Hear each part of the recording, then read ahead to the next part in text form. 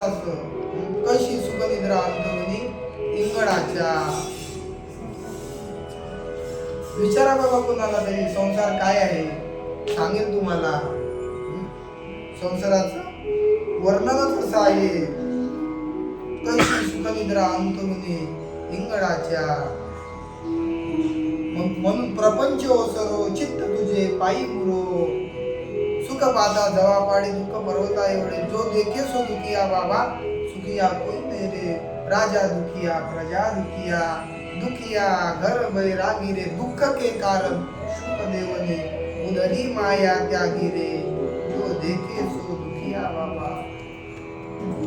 आई शोक करू नको. आईला सांख्यशास्त्र सांगितलं, अष्टांग योगाचा विधी सांगितला. यम नियम आसन प्राणायाम प्रत्याहार ध्यान धारणा आणि समाधी अष्टांग योग सांगितला. आईचा निरोप घेतला. आई आता मला निरोप दे. निघून गेले. गंगासागरला येऊन तपश्चर्या केली कपिल मुनींनी. पुढे तिसरी कन्या आहे, नाव आहे प्रसूती. ही दिली दक्ष राजाला. ब्रह्मदेवाचाच मुलगा आहे दक्ष. आणि या दक्षाला ती दिली. तिच्यापासून याला 16 मुली झाल्या.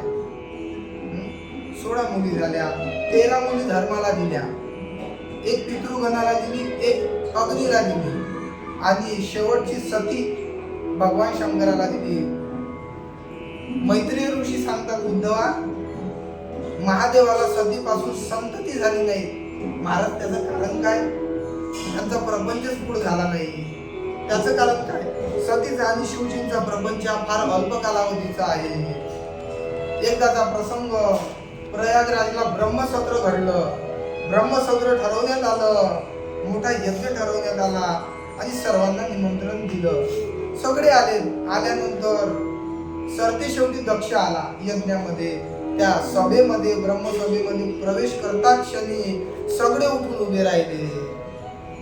सगळ्यांनी नमस्कार केला. शिष्टाचार आहे हा. मोठे आल्यानंतर त्यांना काय करावा? नमस्कार करावा. पूर्वी नमस्कार केला जात होता. आता मध्यकालामध्ये शेकन केला जात होता. अलीकडल्या काळामध्ये हाय हॅलो केल्या जाते. टाटा बाय बाय हॅलो हात वर करून नाही का. काळ बदलला, स्थिती बदलली, वृत्ती बदलली मनुष्याची. शिष्टाचार संपला. संस्कारहीन जीवन झालं.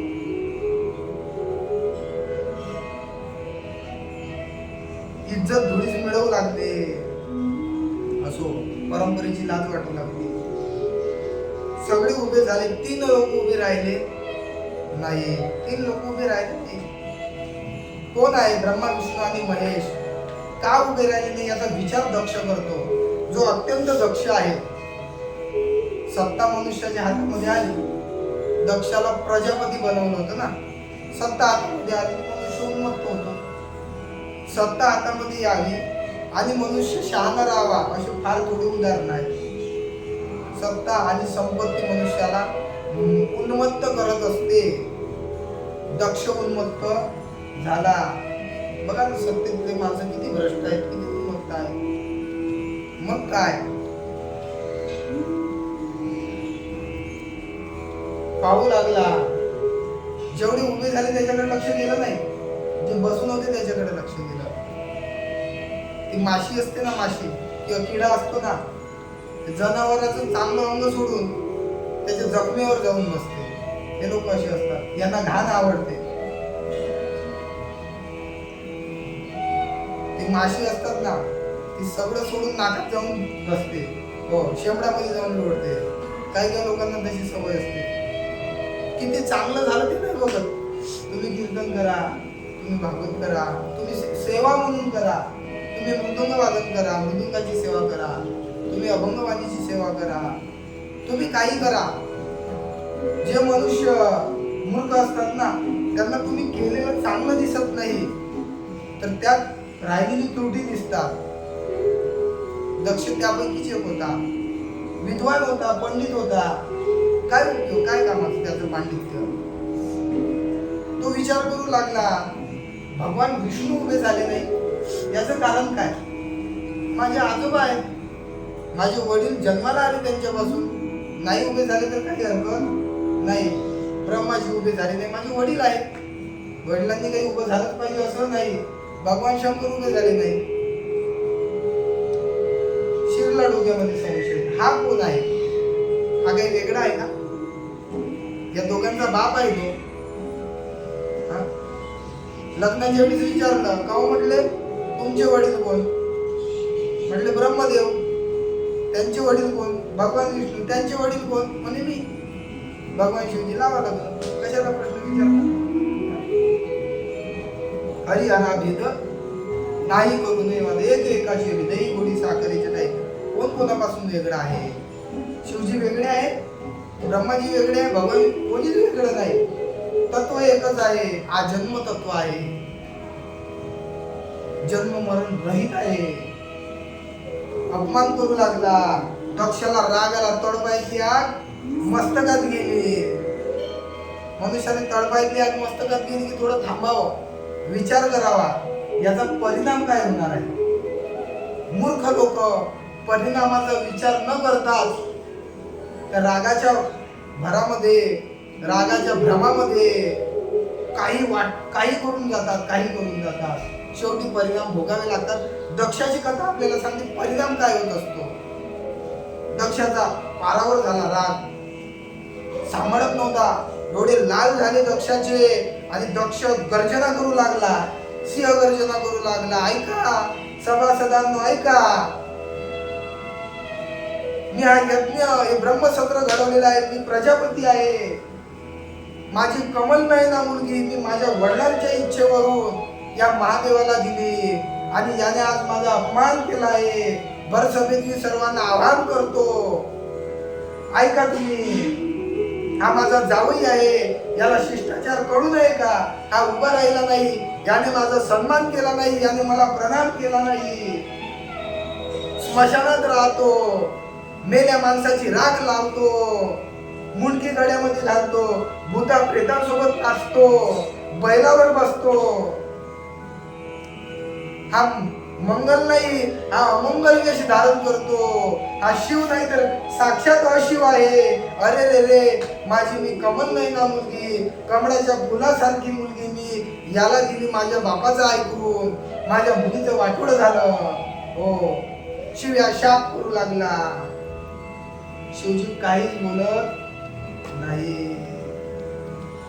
शिवजींच्या मनात आलं असतं, सहज जरी रागाने बघितलं असतं, दक्ष जडून राग झाला असता, कामदेव झालं जडून राग.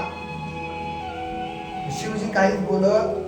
याला आदर्श गृहस्थाश्रमी म्हणतात, याला उत्तम जावई म्हणतात. जावयाने कसं राहिलं पाहिजे याचं उत्तम उदाहरण म्हणजे शिवजी आहे. जगाचा संवार करणारा आज शांत आहे, यापेक्षा दुसरं काय उदाहरण देता येईल? आपण असतो तर, आपला जावई असला तर घरी आला असता, भर कपडे, चल निघ माहेरी. झालं काय? मला काय झालं नाही, तुझ्या बापाने माझा अपमान केला, निघ, चल निघ. काढतात मारत लोक. एक म्हातारा 84 वर्षाचा होता, त्याची म्हातारी 79 वर्षाची होती आणि दोघांचा वाद झाला. म्हातारे सांगितलं निघ म्हटले त्या बापाच्या घरी. निघ म्हटले, जाऊ कुठं? 79 वर्ष झाले आयुष्याला, बाप मसनात गेला, मी कुठं जाऊ आता? तू मसनात जाऊ, पण मी बापाच्या घरी. सामान्य मनुष्य मराला येतं महाराज, तरी इगो सोडत नाही. शिवजी मात्र हे शास्त्र आहे. शिवजी काहीच बोलत नाही. नंदीला राग आला. नंदी बोलू लागला, जा दक्षा, तू ज्या मुखाने शिवजीचा अपमान केला ना, त्या मुखाला कधी ब्रह्मज्ञान प्राप्त होणार नाही. तुझ्या यज्ञाचा तुला ब्रह्मज्ञान तर होणार नाही, पण ते मुंडक सुद्धा तुझं तुटून पडेल. तुला कधी ब्रह्मज्ञान होणार नाही, ब्रह्मज्ञान होणार नाही. बाकीचे काहीच बोलत नाही. ज्या वेळेला बोलायची वेळ आली ना, त्यावेळेला मनुष्याने बोललं पाहिजे. भगवद्गीता सांगते, भीष्माचार्य बोलायच्या वेळेला बोलले नाही, द्रोणाचार्य सतत कोणीच बोललं नाही. विद्वान नव्हते, शूरवीर नव्हते. मनुष्याने जिथं बोलायचं तिथं बोललंच पाहिजे आणि जिथे मौन राहायचं तिथं मौनच राहिलं पाहिजे. ज्या वेळेला अर्जुन म्हणतो, देवा, अरे कर्णाच्या रथाचं चाक फसलंय, मारणं योग्य आहे?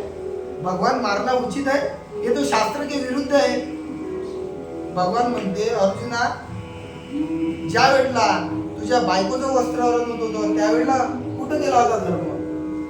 त्यावेळेला का नाही धर्मानुसार झालं? ज्या वेळेला तुझ्या चक्रव्यूहात पडलेल्या मुलाच्या डोक्यावर याने पाय ठेवला, तो याला पाणी मागत होता आणि याने त्याच्या डोक्यावर पाय ठेवून त्याचं डोकं मस्तक फोडलं, तेव्हा कुठे धर्म गेला होता?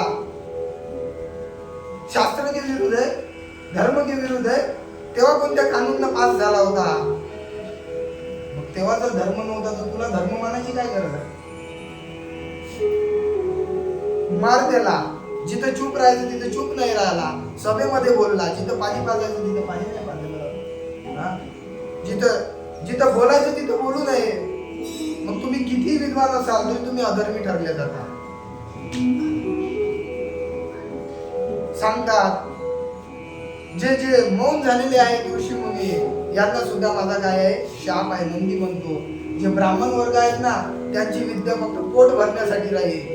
पूजा पाठ करणे आणि पोट भरण्यापुरती राहील, बाकी दुसरं काही राहणार नाही. समाजामध्ये यांना फारसा मान मिळणार नाही. भृगु ऋषी म्हणतात कशाला सगळ्यांना गव्हासोबत किडे रगडतो रे नंदी?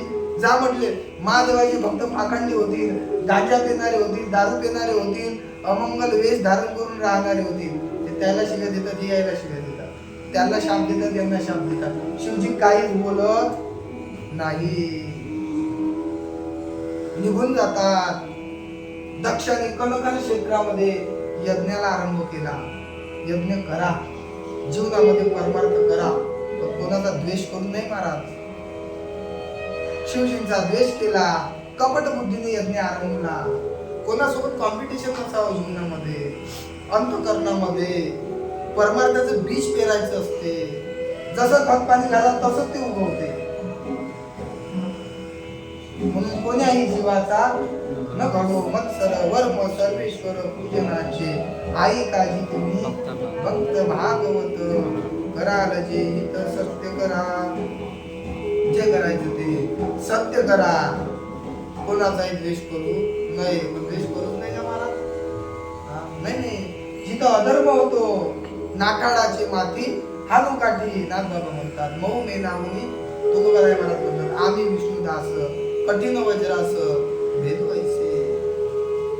भले तरी देऊ काशीची नंगुटी नाठाळाची माती हानू काठी. सांगायचा भाव एवढाच आहे, कोणाचा द्वेष करून परमार्थ करून तो परमार्थ सफल होत नाही, तो यज्ञ पूर्ण होत नाही. साधनेची सांगता सुद्धा यज्ञानेच होते, जीवनाची सांगता सुद्धा यज्ञानेच होते आणि परमात्म्याची प्राप्ती सुद्धा यज्ञानेच होते. मग यज्ञ वेगवेगळ्या प्रकारचे, द्रव्य यज्ञ, तपोयज्ञ, योग यज्ञ असतात. स्वाध्याय ज्ञान यज्ञाश्च यतया संशित व्रता.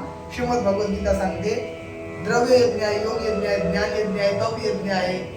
यज्ञ सर्व यज्ञाचेच प्रकार आहे, मग तो कोणताही असो. मनरूपी यज्ञ आहे, मन हा मोगरा अर्पुनी ईश्वरा पुनरपी संसारा येते नाही. इकडे सतीला माहिती पडलं वडिलांनी यज्ञ आरंभलेला आहे. शिवजी सतीला काहीच सांगत. माणसाचं मन किती मोठं असलं पाहिजे, काहीच सांगत नाही. एवढी मोठी घटना घडावी, एवढा मोठा अपमान व्हावा आणि काहीच बोलू नये. काय जीवन असेल शिवजींचं. राम नाम आधार जिने, त्यांच्या जीवनाला राम नामाचा आधार होता. भजन करी महादेव राम पूजी सदाशिव. भवानी ऐक. भवानी म्हणतात महाराज ही सगळी विमान माझ्या बापाच्या घरी चालली आहे, यज्ञ आहेत, आपण गेलं पाहिजे. ऐक सती, ऐक ना सती. म्हटले महाराज तुमचंच ऐकते मी, एखाद्या वेळेला आमचे तुम्ही ऐकत चला. कुठं जाऊन जाऊ नये. मित्राकडे जात असताना निमंत्रणाची गरज पडू नये. शिष्याने गुरुकडे जात असताना त्याला निमंत्रणाची गरज पडू नये. मुलाने आई वडिलांकडे जात असताना त्याला निमंत्रणाची गरज पडू नये. मग महाराज मी हेच तर म्हणते ना, माझ्या बापाच्या घरी यज्ञ आहे ना, निमंत्रणाची काय गरज आहे? शिवजी म्हणतात सती आता तू ऐकणार नाही. ऐक सती, तुझ्या बापाने माझा अपमान केलेला आहे. असा असा विषय झालेला आहे. जिस घर पर आदर मान नाही, उस घर पर जाना ना चाहिए. चाहे कितनी प्यारी हो कन्या, उसे घर घर घुमना ना चाहिए. महाराज मुलीबद्दलच सांगतात का हो? जेव्हा पण जेव्हा तुमचे महाराज लोक मुलीबद्दलच बोलतात, मुलाबद्दल नाही सांगत का? मुलाबद्दलही सांगतात. चाहे कितना प्यारा हो लड़का, उसे सर पे बिठाना ना चाहिए. जिस घर पर आदर मान नहीं, उस घर पर जाना ना चाहिए. सती ऐक, जाऊ नये जिथे मान नसेल ना तिथे अपमानाने जाऊ नये. बरं ठीक आहे, मान नाही मिळाला तरी चालेल, पण तिथे अपमान होणार आहे का आपला? आपल्या अपमानासाठी तो यज्ञ आहे ना, मग नको ना जाऊ. सती ऐकत नाही. शिवजी सांगतात सती ऐकत नाही. ठीक आहे, नंदीला सोबत दिलं, गण दिले आणि सती आता दक्ष यज्ञामध्ये आलेली आहे. दक्षाने इकडे सांगितलं कोणीही सतीचा सन्मान करायचा नाही, कोणीही सतीचं ऐकायचं नाही. सतीचा शक्य होईल तेवढा अपमान करा. मनुष्याचा ही वस्तू बदलम आलेली आहे. दक्षाने सर्वांना सांगितलं हिचा काय करा, शक्य होईल तेवढा अपमान करा, कोणी सन्मान करायचा नाही. अगोदरच ठरलं होतं, चक्रव्यूह अगोदरच रचल्या जाते, षडयंत्रे ठरवून केल्या जाते. जे न कळत घडते त्याला चुकी म्हणतात, जे ठरवून केल्या जाते त्याला गुन्हा म्हणतात, षडयंत्र म्हणतात. आणि गुन्ह्याला शिक्षाही झालीच पाहिजे. चुकीला माफी असते, गुन्ह्याला कुठं माफी असते? ठरवून केल्या गेलं, ठरल्या गेलं अपमान करायचा. पहिल्यांदा बहिणी समोर आल्या आणि हसू लागल्या. काग सती आली? हो आली. आली का ताई? एकटीच आली वाटते. हो एकटीच आली. बरोबर. कोणत्या गाडीने आली ग? दुसरी बहीण बोलली लगेच. अजून गाडी घेतली नाही वाटते, विमान घेतलं नाही वाटते, बैलावर बसून आली. अपमान करते. लगेच तिसरी बहीण बोलली, काग सती तुझे मालक कपडे वगैरे घालते का नाही ग? धिंगण करू लागल्या. का अजूनही तशीच असते? तिसरी बहीण बोलू लागली. चौथी बोलू लागली. म्हटले काग सती ते तुझ्या मालकाच्या डोक्यावरून थेंब थेंब पाणी पडत होतं, आताही पडतच असते का? बंद झालं ते? नाही म्हटले आताही पडतच असते. पाचवी बहीण बोलू लागली. ती म्हटली का ग पावडर लावायची कंपनी बदलली का त्याच कंपनीचा पावडर लावतात ग? नाही, आम्ही कंपनी बदलत नसतो. तुम्ही बदलत असता. जो बदलतो तो जीव आहे आणि जो बदलतच नाही तो शिव आहे आणि त्याची मी शक्ती आहे. माझे मालक काही गिरगिट नाही आहे तुमच्यासारखे रंग बदलायला.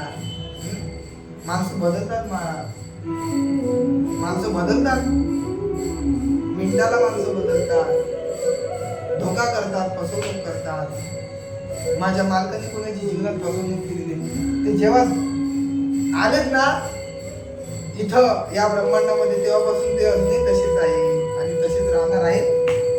सांगायचा भाव एवढाच. टिंगण करू लागले. आईने मात्र अपमान केला, आईने सन्मान केला.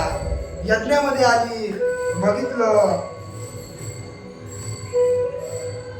आणखी काही बहिणींनी टिंगल केलेली आहे. कोणती बहीण म्हणते घर बांधलं का नाही, कोणती म्हणते गाडी घेतली का नाही, विमान घेतलं का नाही, कोणती म्हणते बैलावर बसून आली का, कोणती म्हणते गळ्यामध्ये काही 24 कॅरेटचा हार वगैरे घालतात का अजूनही तो सापच घालतात. म्हटले डोकं बिकं काही भांगबिंग करतात का अजून त्या जटा कशाच वाढवलेल्या आहेत. अनेकांनी अनेक तऱ्हेने अपमान केलाय सतीचा. जगत जननी भवानी आहे, रागावली ती. बघितलं यज्ञामध्ये आली, सर्वांचा वाटा आहे, शंकराचा वाटा नाही. रागाने लाल झाली. ऐका देवांनो, तुम्ही भगवान शंकराचा अपमान केलेला आहे. बापाला सांगितलं, बाप अपमान करतोय, बहिणी अपमान करते. अरे दक्षा, तू शिवजींचा अपमान केला, त्या तत्वाचा अपमान केला. एक तर जर शिवनिंदा होत असेल तर आपण सक्षम असेल तर समोरच्याला समाप्तच करायचं, नाहीतर तिथं कान झाकून निघून जायचं. सती म्हणतात, जा दक्षा, तुझ्या यज्ञाचा विध्वंस होईल. तू शिवाची निंदा केलेली आहे. शिवजी मला दाक्षायणी म्हणतात प्रेमाने, तुझं नाव लावतात ते. मला लाज वाटते तुझ्या पोटी जन्म घेतल्याची. असंही आई वडिलांनी असं वागू नये का मुलांना लाज वाटावी. आई वडिलांचं जीवन कसं असावं. कुसुमाग्रज वर्णन करतात, पुत्र सांगती चरित्र पित्याचे, ज्योतीने तेजाची आरती, कुशलव रामायण गाती. कुमार दोघे एक वयाचे, सजीव पुतळे रघुरायाचे. पुत्र सांगती चरित्र पित्याचे, ज्योतीने तेजाची आरती, कुशलव रामायण गाती. दक्षा, मला ते दाक्षायणी म्हणतात. मला लाज वाटते तुझ्या पोटी जन्म घेतल्याचा. मी कोण्या तोंडाने जाऊ त्यांच्याकडे. सतीने दक्षाच्या यज्ञामध्ये शरीर समर्पित केलं आणि शिवजींना निरोप मिळाला. जटा आपटल्या, तांडव नृत्य करू लागले. वीरभद्राची निर्मिती झाली. वीरभद्राने दक्ष यज्ञाचा विध्वंस करून टाकला. कोणाचे हातपाय तोडले, कोणाचे मुंडके कापले, कोणाचे डोळे फोडले, कोणाच्या दाढ्या मिशा उपटल्या. हो, भयंकर असा विध्वंस केला. शेवटी दक्षाचं शिर उडवलं. जिकडे तिकडे संहार चालू आहे. सर्व देव देवता शिवजींना शरण गेले. शिवजी, हा नरसंहार थांबवा आता, घोडं दैवत आहे. बरं म्हटले. वीरभद्राला सांगितलं, यज्ञ पूर्ण करा आता. शिवजींना विनंती करू लागले. शिवजींनी सांगितलं, दक्षाला जिवंत करावं लागेल. धड आहे पण शिर नाही. आणि मग बोकडाचं मुंडकं आणलं आणि दक्षाच्या धडाला लावलं. दक्ष जिवंत झाला. दक्षाने भगवान परमात्म्याची स्तुती केली. शिवजींनी यज्ञ पूर्ण केला. या कथेद्वारे आपल्याला हाच संदेश मिळतोय की बाबा, जीवनामध्ये मनुष्याने एवढं पण घमेंड करू, पदाचं, प्रतिष्ठेचं, संपत्तीचं परिणामी काय होत असतो? मनुष्याचा विनाश होत असतो. पशुतुल्य जीवन होत असते. बोकडासारखं जीवन झालं त्याचं. बोकडच झाला. शिवजींनी आशीर्वाद दिला. यज्ञ पूर्ण झाला. इथे तृतीय दिवस प्रथम सत्र पूर्ण होते. झालेली सेवा परमात्म्याच्या चरणी, भगवान शिवजींच्या चरणी समर्पित करतो. पांडुरंगाच्या चरणी, माऊली ज्ञानोबरायांच्या चरणी समर्पित करतो आणि पूर्ण विराम देतो. गोपाल कृष्ण भगवान की जय. श्रीमद भागवत महापुराण की